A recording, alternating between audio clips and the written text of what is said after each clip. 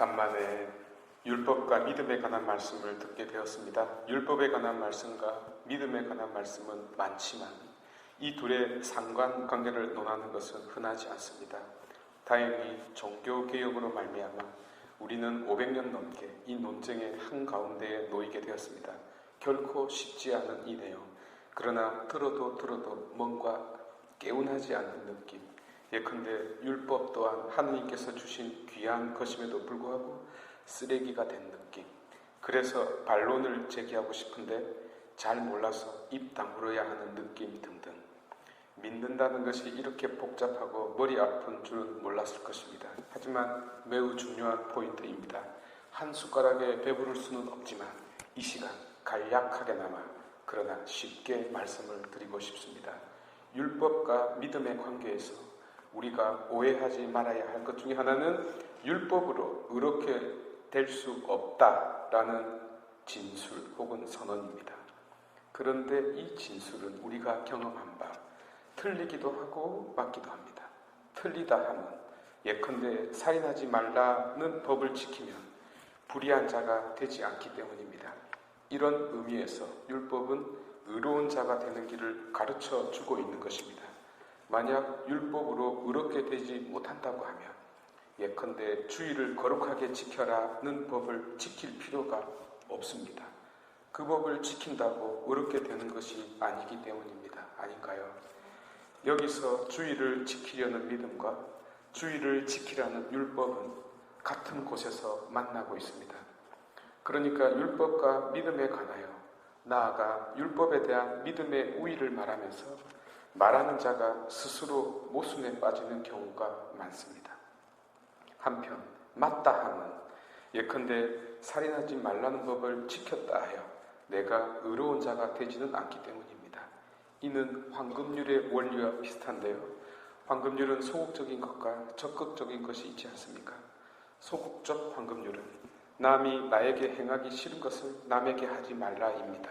이로써 그는 남에게 악을 행하지 않는 자가 됩니다. 그러나 이렇게 했다 하더라도 그가 다른 이에게 선을 행한 것은 아닙니다. 그래서 적극적 황금률은 남이 나에게 바라는 것을 그대로 남에게 해주어라 라고 말하고 있습니다. 그 행위가 선이 되게끔 말입니다. 하여 이는 어떤 사람이 법대를 졸업하고 사법연수원에서 탑으로 졸업하여 훌륭한 검사 혹은 판사가 되었다고 하여 곧 법을 잘 알고 법을 철저하게 잘 지키는 자라고 하여 그가 의로운 자라고 말할 수 없는 것과 같은 원리입니다. 만약 그렇다면 그 사람 보고 그리스도 하시라고 부탁해도 되니까요. 그러나 우리가 잘 알다시피 많은 국회의원들이 법을 전공한 자들이 아니겠습니까? 우리는 그들을 국개의원이라고 부르잖아요. 왜요? 개구멍을 들락달락하는 것처럼 개처럼 법망을 요리조리 잘 피해 다니는 자들이기 때문입니다. 마찬가지로 주의를 잘 지키라는 율법대로 내가 한 번도 주의를 빠지지 않았다고 하여 내가 하느님 마음에 드는 성도가 라고 말할 수는 없는 것입니다.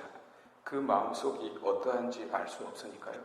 반면 주의를 한 번도 지키지 않는 자가 어찌 성실한 성도가 될 수 있겠습니까? 성실한 성도는 주의를 잘 지키거든요. 그러니까 믿음은 율법을 잘 지키는 행위와 떼어놓을 수 없는 부분이 있다는 것입니다. 교회에서도 11조 잘 지키는 성도가 되라고 가르치잖아요. 그것을 잘 지킨다고 성도가 되는 것이 아니라면 왜 지키겠어요?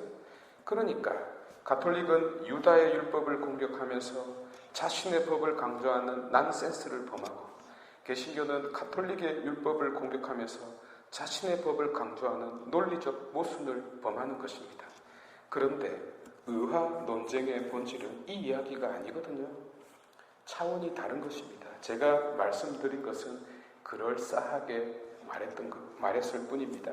그러면 다시 질문해 볼게요. 율법으로 의롭게 될 수 없습니까? 그렇습니다. 결코 의롭게 될 수 없습니다. 그러면 율법은 무엇입니까? 로마서 5장 13절의 말씀대로 율법이 있기 전에도 세상에 죄가 있었지만 율법이 없어서 죄가 죄로 헤아려지지 않았습니다. 곧 율법이란 무엇이 죄인지를 가르쳐주고 있는 것입니다. 그렇다면 율법과 믿음의 상관관계를 어떻게 이해해야 좋을까요? 어렵게 이야기하지 말고 좀 쉽게 말해 주십시오. 알겠습니다. 철학적 혹은 신학적 신발을 신고 이야기를 해볼게요. KTX가 서울에서 부산으로 가는데 수원에 정차했습니다. 이 기차는 어디와 가깝습니까?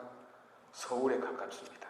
그러나 서울에 가까워도 그 기차는 부산을 향하고 있습니다. 부산행 기차인 까닭입니다.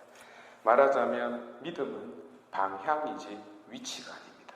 어디쯤 있는지 위치로 파악하면 착각하게 됩니다. 이 원리를 이해한다면 왜 복음에서 율법을 잘 지킨 바리사이들이 아니라 죄 많은 사람들이 구원을 받았다는 선언을 들었는지 깨달을 수 있게 됩니다. 죄 많은 사람은 누구보다도 서울에 가깝습니다. 그러나 그는 부산을 향해 가고 있었던 것입니다. 시간이 지날수록 부산에 더 가까워지겠죠. 반면 바리사이는 수원에서 쉬고 있습니다. 문제는 거기에서 푹 쉬고 있다는 점입니다. 그 마음이 하느님을 향하고 있지 않은 까닭에, 하느님을 만날 생각이 없는 까닭에 그는 목적지에 도착하지 못하게 되는 것입니다. 바로 이 차이입니다. 성경은 웬만한 곳을 아무렇게나 펼쳐도 믿음에 관한 이야기를 찾을 수 있을 만큼 믿음은 천지빛깔입니다. 셋빛입니다. 그래도 재미나는 스토리를 하나 찾으라면 야곱과 에사오의 이야기가 되겠습니다. 야곱과 에사오 중에 누구의 죄가 더 많습니까? 물어보는 것이 어리석습니다. 그런데 하느님은 야곱을 사랑하고 에사오를 미워했습니다. 야곱은 항상 하느님을 향한 열망이 있었습니다. 약복강 나루터에서 목숨을 걸고 씨름하지 않습니까? 곧 그의 마음은 어떤 순간에도 하느님을 향하고 있었고 절박한 순간일수록 더더욱 그분을 향했습니다. 그러나 점잖은 에사오는 어떠했습니까? 아예 마음이 없습니다. 그에게 장자권이나 팥죽 한 그릇에 팔아넘길 수 있을 만큼의 가치도 되지 않았거든요. 이를 두고 히브리서 12장 15절은 이렇게 말하고 있습니다. 아무도 하느님의 은총을 놓쳐버리는 일이 없도록 조심하십시오. 흥미롭게도 그 다음 16절이 예를 드는데 아무도 음식 한 그릇에 맏아들의 권리를 팔아넘긴 에사오와 같이 속된 자가 되지 않도록 하십시오라고 에사오를 구체적으로 언급하고 있습니다. 방향을 이야기하고 있는 것입니다. 이는 베드로와 바오로도 마찬가지였습니다. 베드로가 스승 예수님을 3번이나 모른다고 부인했지만 그는 약간 멀찍이 떨어져서 예수님을 응시하고 있었습니다. 바오로도 율법에 대한 열망 때문에 예수 믿는 자들을 박해하는데 앞장섰지만 사실 그는 율법에 대한 열망으로 곧 하느님에 대한 믿음으로 박해를 했습니다. 다릅니다. 베드로와 바오로의 이 시선을 보십시오. 베드로는 눈으로 그리스도를 계속 응시하고 있었고 바오로는 마음으로 하느님을 바라보고 있었습니다. 그래서 그들이 배신을 하고 박해라는 행위를 했다 하더라도 불신자가 아니라 여전히 믿는 자였던 것입니다. 아멘. 자, 이제 부족하지만 간단하게 정리를 해볼게요. 요한복음이 왜 육과 영의 이야기를 하는지, 곧 육으로 살되 영을 추구하며 살라라고 말하는 이유를 사도 바오로가 왜 율법이 아니라 믿음을 그토록 강조했는지 이해할 수 있습니다. 그것은 방향이었습니다. 곧 성경과 신학이 말하는 방향은 나에게는 마음이었던 것입니다. 우리가 육이고 육 자체이지만 그래서 아무리 육을 떠날 수 없고 육에 가까운 자라 하더라도 영이라는 방향성을 지닌다면 우리는 육이면서도 영이신 하느님과 가까운 자가 되는 것입니다. 그래서 믿음이 없는 자들의 공통된 특징이 있습니다. 그것은 언제나 액션을 취한다는 점입니다. 겉이 화려하다는 점입니다. 하여 보여주기식 행위나 감동적 행사를 엽니다. 자신의 속이 그러하다는 것을 다른 이들에게 알리기 위해서요. 그러나 우리 신앙의 본고장 바티칸을 보시기 바랍니다. 세상에서 그보다 더 화려하고 아름답고 놀라운 예술품으로 가득 찬 건물을 본 적이 있나이까? 너무나도 화려한 교회, 그러나 그만큼 그 속은 텅텅 비었다는 뜻입니다.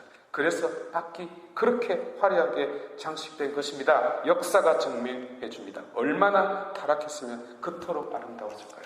잊지 맙시다. 갈라디아서 2장 21절. 만약 율법으로 말미암아 의로움이 온다면 그리스도께서는 헛되이 돌아가신 것입니다. 라는 그 말씀을